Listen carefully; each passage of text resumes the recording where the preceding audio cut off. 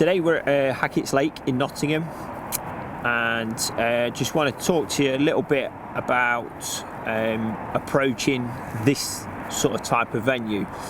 It's a bit of like a mix between a commercial and a natural water. It's quite a big open lake, and just want to run through a couple of things with you about like choice of lines and where to fish and feed. Obviously there's a high stock of fish in here, but you've got you know your usual carp, the skimmers, roach, there's a lot to consider. Now if I was fishing a match here, I'd probably look at like a 3-line approach, probably fish a pole line short with like maggots or something, and then like what I'm demonstrating today with the feeder is I've got a line at 52 metres fishing for skimmers, and that's fed sort of in a traditional way. We've got just putting a little bit of fish meal ground bait in there, but with a couple of pinkies, a very odd caster, not feeding a lot, because it's really still cold at this time of year, but just trying to catch anything that swims. You can pick carp up on that line, things, and then I've got another line. This is past that. This is at 62 metres, and that's where I'll be fishing like a little method, and I'll be fishing mainly like boilies and things, wafters on there to try and catch a carp. You will still pick like your skimmers and bream up on that, but that sort of approach, it's going to give you the best of every opportunity. So if the carp don't decide to feed on one day, you might find your skimmer line's better. If your skimmer line doesn't go and your carp line goes, you can change it around. You can drop your method on your skimmer line and vice versa. There's a few ways you can do it, but that's sort of generally how I would approach this type of venue at this time of year. Just a kind of fish for everything approach.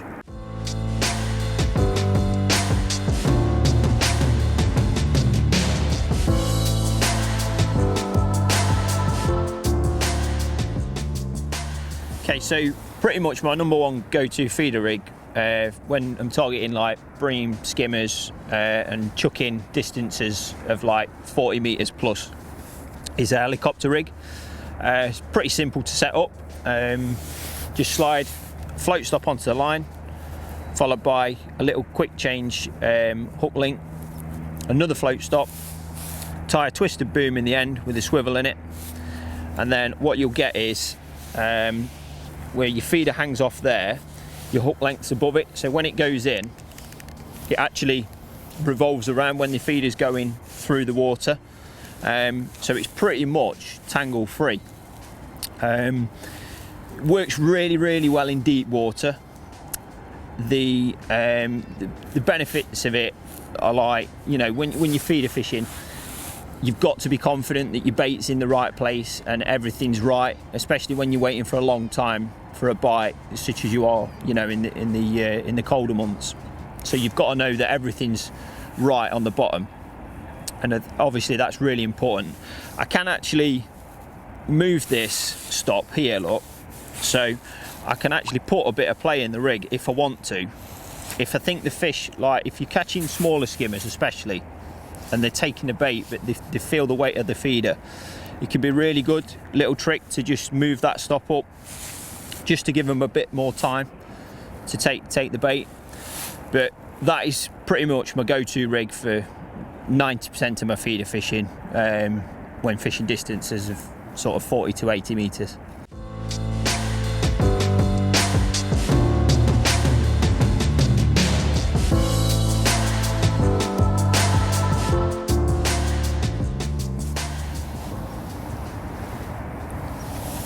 Okay, so this time of year when bites are hard to come by, it's really important to get you set up so that you're nice and comfortable when you're fishing.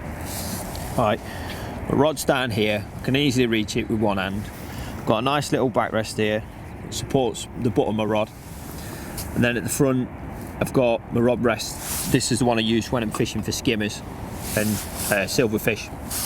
It's got a nice smooth taper on it so that I can move the rod along if I need to, and you know, and play about with my presentation.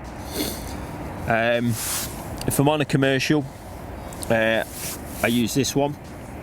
It's a little bit shorter.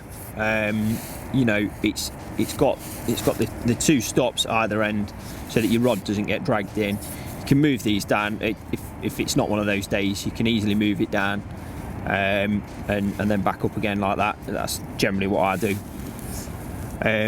Whereas the other one, you know, it's a lot longer, so you've got more things you can do with it. And when you're fishing for silverfish, sometimes you need to move your bait along the bottom, like to try and entice a bite. But generally speaking, when you're carp fishing, so like when I'm just chucking a method out, then I'll use this one because the rod's staying put, you're not moving anything, and everything's nice, secure. You know it's not going to go anywhere. You're in position to catch a fish.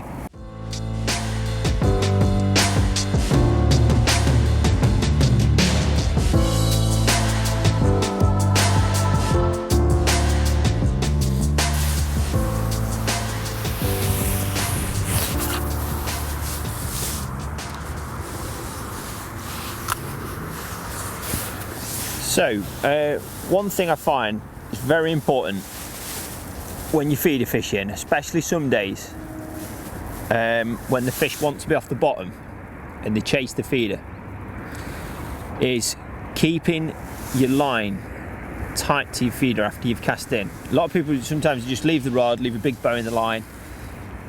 And you actually are not seeing bites and indications on your tip. So what I like to do is just constantly keep my hand on the reel there, just very, very, very slowly turn it round so the tip's got a constant tension in it until it gets to the point where the braid or the line has been sunk, it's settled, and it's on the bottom. And what you'll find is some days, as you're doing that, you'll get like a little tiny indication. Now sometimes that can be fish up in the water that are like around in the area, but sometimes they're actually often bites. And when you're fishing in especially deep water with long hook lengths, like places like Ireland, hitting those bites can sometimes put extra fish in your net, because you're catching fish that, you know, a lot of anglers might not even see. So always really good to sort of keep in touch with the feeder and keep attention in your tip so that you're instantly reading anything that's going off in the peg.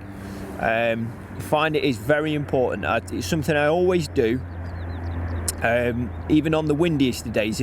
Granted, it is harder when it's windier, but a lot of the time it is a really good way of knowing what's going off in your peg. You know then that the fish have, you know, if you're getting a lot of indications at that point, they're attacking the bait, they're attacking the feeder.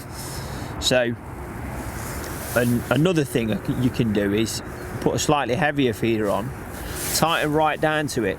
Once it's gone in and it's hit the bottom, you actually wind right up to it so that you get a real big bend in your tip, and you can sometimes, fish will just hook themselves against the weight of the feeder. So that's another little tip there for you. But definitely keeping your line taut to your feeder after it's gone in, reading what's going off on the tip is very, very important.